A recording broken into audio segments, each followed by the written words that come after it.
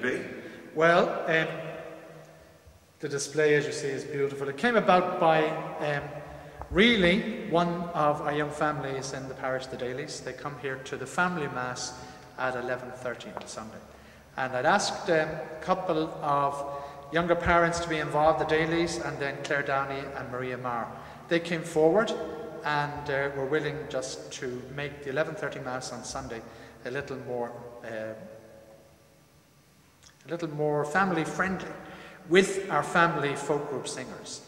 So when Kylie came in with a small duck, a small knitted chick, I keep on calling them ducks, chicks, I thought it was a lovely symbol. They had used it apparently in James Street Parish, and when I saw it I thought it was a great expression of a great symbol of the resurrection.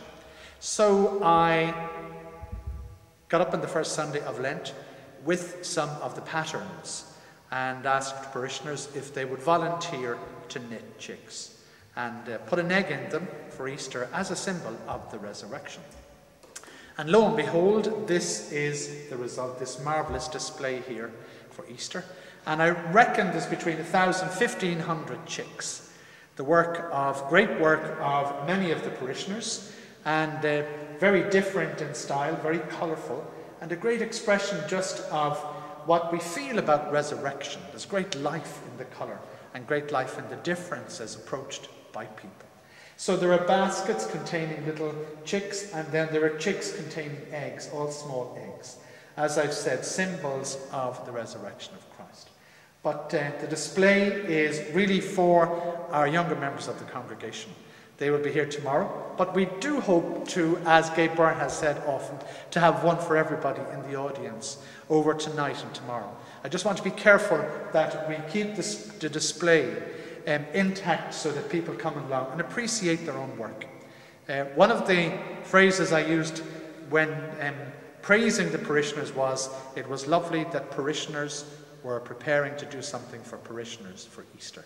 And as I've said, this is the result. It's really colourful, it's fantastic. Very, very colourful, and as you pointed out there, very individualistic, so that when people see their work and see the different ways that they've approached a simple pattern and changed it, and even using colours, there's a couple of black and blue and everything right through, even vivid greens, and they just draw on, I think, the many qualities of resurrection, the very different way it affects different people. And when we see this here and just really appreciate the joy of the simplicity that's gone into it. I'd like to draw your attention to the little dresser here. One of our parishioners makes these, Neil Clare, just across the green, and he loaned us this just to display them. But again, it's his handiwork with the handiwork of people in the parishes, in the parish, that have given us this lovely display.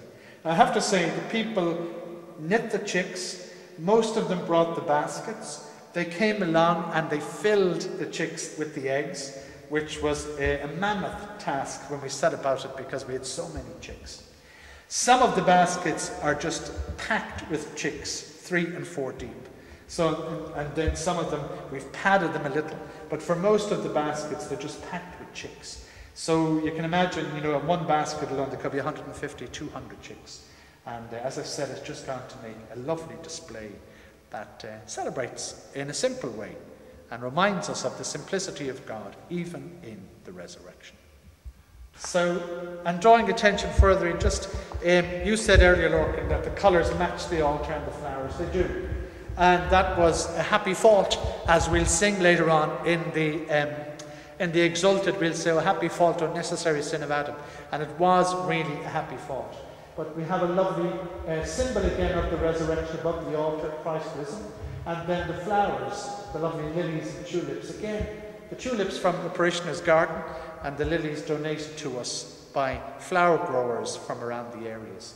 And always people are very, very generous in that respect about helping us out when we require to make a colourful display, whether it's Easter or the harvest Thanksgiving. Vegetables come in here. We always have a fantastic display. But people rise to every occasion here in a lovely, lovely way. It is a suburb of Dublin, but it's also very largely a farming community, a vegetable and fruit growing community, fruit growing in the summer, but vegetables, a lot of production of vegetables. But we benefit very much at Harvest Thanksgiving, and indeed at any major feast. When we make an appeal, people are very, very generous. And again, it's just a lovely expression of the parish spirit that exists here in St.MacCullins in Lusk. Well, thank you very much. It's a privilege to see this. It is really, and it's a privilege to be a part of it. Our parish secretary, Yvonne, noted that during Lent there was a great buzz about people coming in and looking for the pattern of the chicks, wondering could they do it. One parishioner even tells me that it took her 20 minutes or a half an hour to do each one. So others, I think, maybe were a little faster. But certainly when we come and we see the production here, it's just breathtaking. And as I've said, it's parishioners working for parishioners, which is a lovely expression of ministry. Thank you, Father Paul. Terrific.